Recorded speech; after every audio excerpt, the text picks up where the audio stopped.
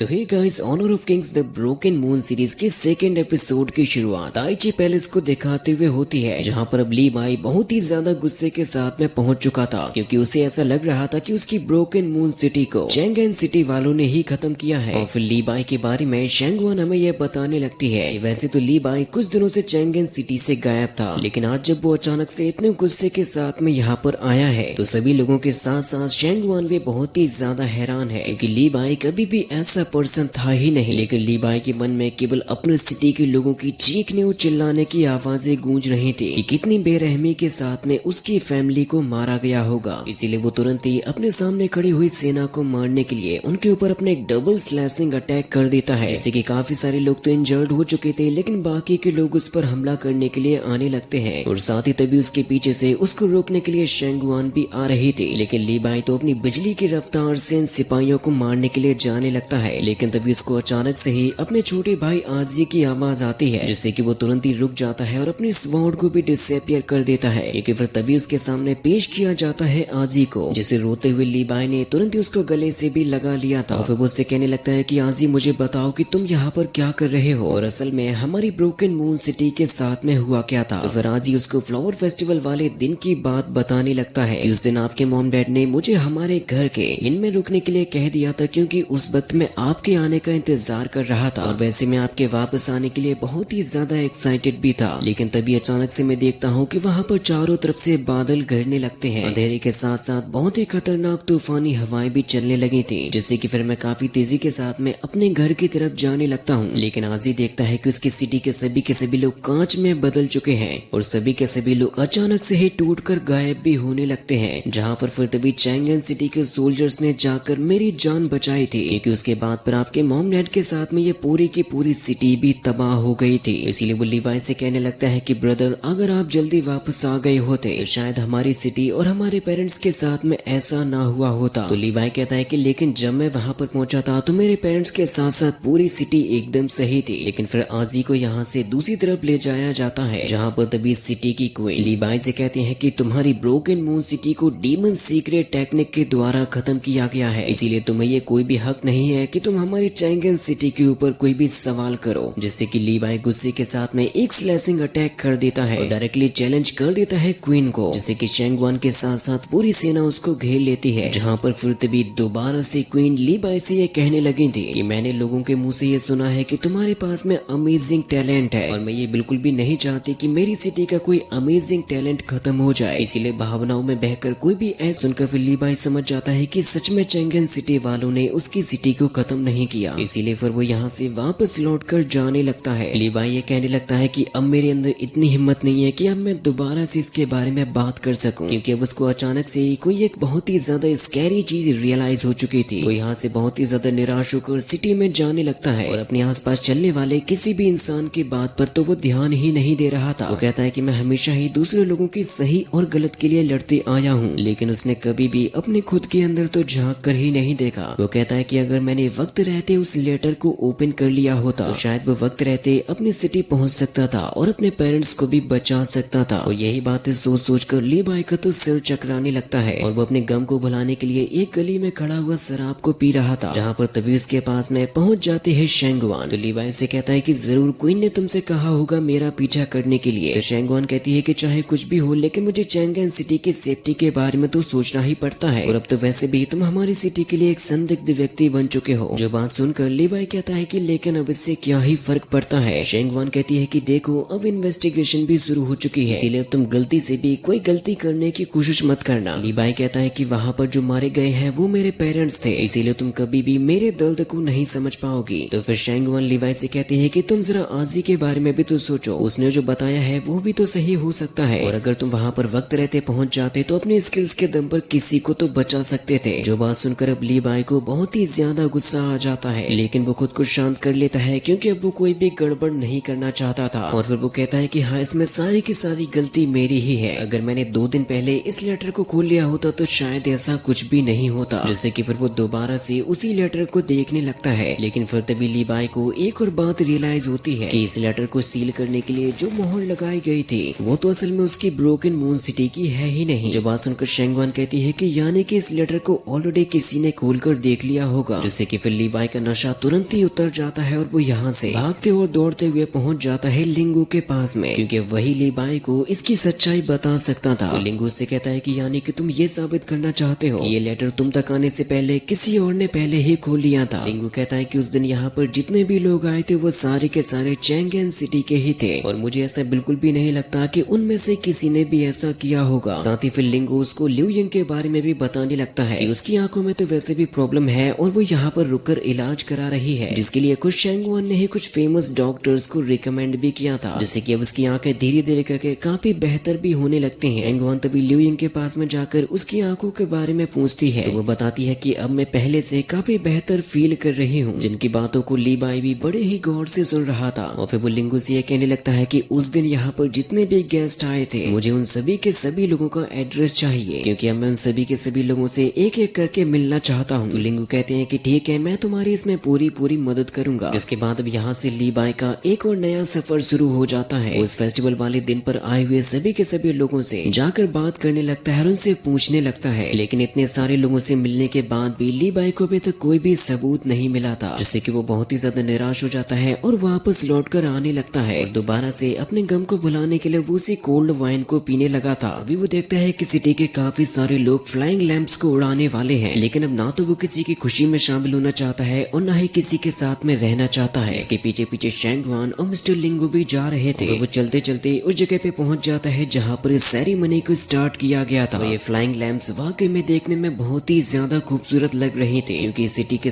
सभी छोटे और बड़े लोग इस सेरेमनी में शामिल होने के लिए आए थे, जो कि ऊपर वाले से अपने फैमिली की सलामती की दुआ मांगते हैं। लेकिन ली बाई के लिए आखिर कौन ही बचा है जिसके लिए वो दुआ मांगे। जहाँ पर तभी अचानक से ही उसके दिमाग में उसकी माँ की आवाजें गूंजने लगती हैं। जहाँ पर फिर तभी मिस्टर लिंगू ली बाई से ये कहते हैं कि मैं भी ब्रोकन मून सिटी में ही पैदा हुआ था, को भी समय रहते पढ़ लिया होता, इसीलिए वो उस कोल्ड वाइन जेड को पानी में फेंक देता है, जिससे कि मिस्टर लिंगू उसको उठाते हुए कहते हैं कि लेकिन तुम तो चैंगेन सिटी के वाइन के दीवाने हो और ये इंसान की ही फितरत है कि जिसका वो आदी हो जाता है वो फिर कभी भी उसके बिना रह ही नहीं पाएगा। ली बाई कहता है कि बेशक ये सबसे बेस्ट वाइन है, लेकिन अब उसको कुछ भी समझ नहीं आ रहा था कि अब उसको क्या करना चाहिए। जहाँ पर फिर तभी शेंगवान ली बाई की तरफ आने लगती है और उससे कहती है कि देखो तुम तो ये जानते ही हो कि ये काम किसी डीमन ने किया है और तुम्हारे पेरेंट्स भी मिसिंग है, क्या ऐसा हो सकता है कि वो तुम्हारी सिटी के किसी खुफिया जगह पे छुपे हो। जिससे कि फिर ली बाई उससे पूछता है कि क्या तुम्हें इससे रिलेटेड कोई भी सबूत मिला है। शेंगवान कहती है कि इसकी